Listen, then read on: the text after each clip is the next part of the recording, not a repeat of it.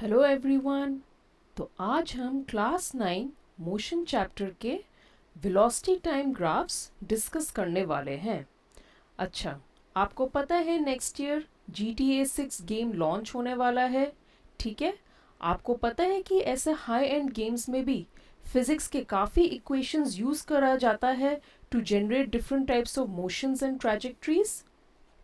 So this is something you should know कि even in these kind of high end games physics simulation होता है, काफ़ी physics के equations and laws of motion और physics के laws use किया जाता है to generate different types of motions and trajectories. Okay? तो चलो आज डिस्कस करते हैं velocity time graphs. Okay. तो पहला केस हम डिस्कस करने वाले हैं ऑफ यूनिफॉर्म वेलोसिटी, मतलब the velocity is not changing with time. ठीक है, तो ये फिगर देखो, इसमें वेलोसिटी को वाई एक्सिस पे प्लॉट किया है, टाइम को एक्स एक्सिस पे।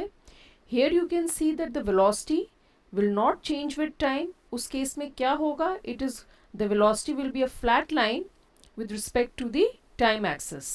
ठीक है, so here the object moves at uniform velocity, the height 40 kilometers per hour will not change with time. It will be a straight line parallel to x axis. ठीक है, तो ये जब आपको ऐसा ग्राफ दिया जाता है where the velocity is parallel to the time axis, it means what? The object is moving with uniform velocity. ठीक है, और the object is in uniform motion. Now since the velocity is not changing with time, उसका मतलब क्या हुआ, आपका acceleration zero है. Okay, this is a case where acceleration is zero. ठीक है, okay, velocity is equals to displacement upon time और displacement is equals to velocity into time. इसका मतलब क्या हुआ, therefore the area enclosed, ये जो shaded region है, the area enclosed by the velocity time graph and the time axis will be equal to the magnitude of displacement. ठीक है, velocity time graph के अंदर जब आप एरिया कैलकुलेट करोगे, that will give you the distance travelled by the object from time t1 to t2. ठीक है, तो अगर आपने डिस्टेंस कैलकुलेट करना है कि how far the object has travelled from distance t1 from time t1 to t2, आप क्या करोगे, you will calculate the area covered under the graph from time t1 to t2. Okay, so the distance s moved by the car in time t2 minus t1 is equals to the area of rectangle ABDC. Okay, तो ये क्या हो जाएगा, area of rectangle ABDC क्या हो जाएगा, it is equals to length into breadth, ये क्या हो जाएगा, AC into CD, right? That will be equal to 40 into t2 minus t1. तो कभी भी आपको velocity time graph में से अगर आपने distance मेजर करना है, what will you do, you will find out the area under the shaded region. Okay, and you know that here uniform velocity है, that means velocity is constant, so acceleration is zero.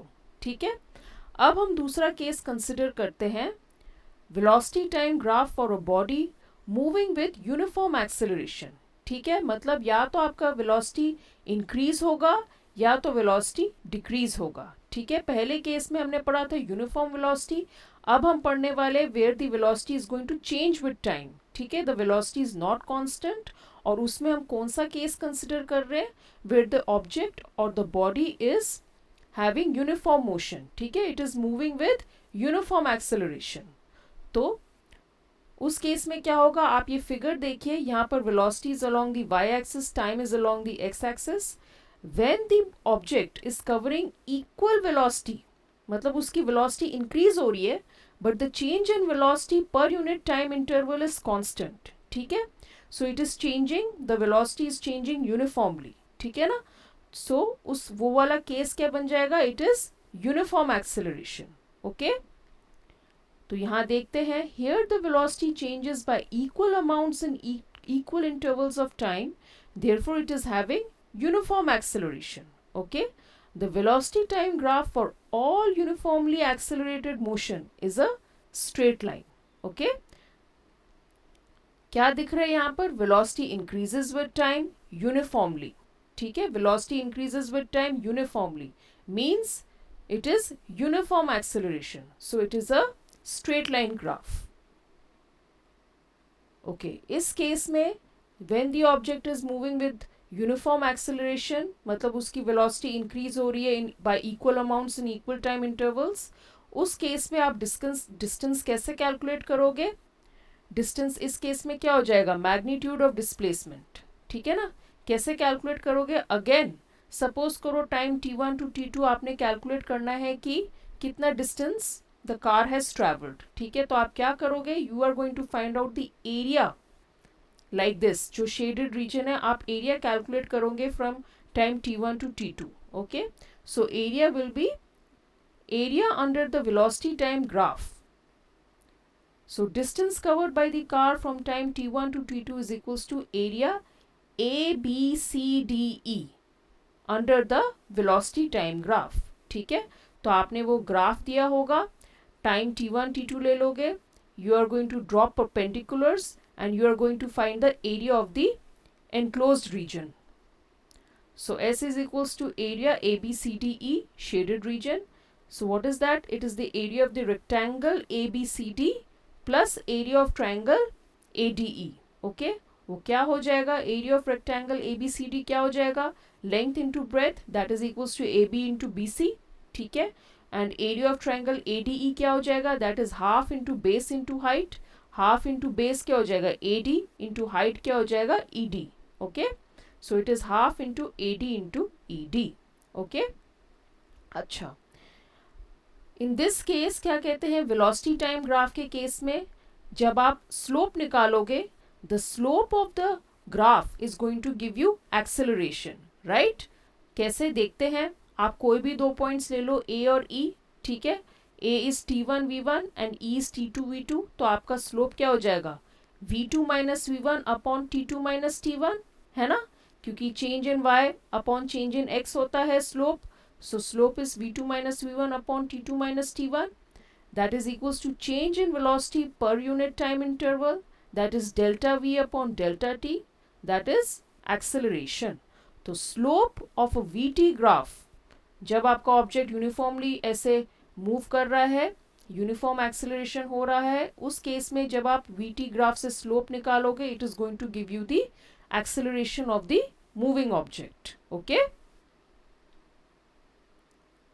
slope of velocity time graph for a uniformly accelerated motion gives us the value of acceleration. So this is something you need to remember.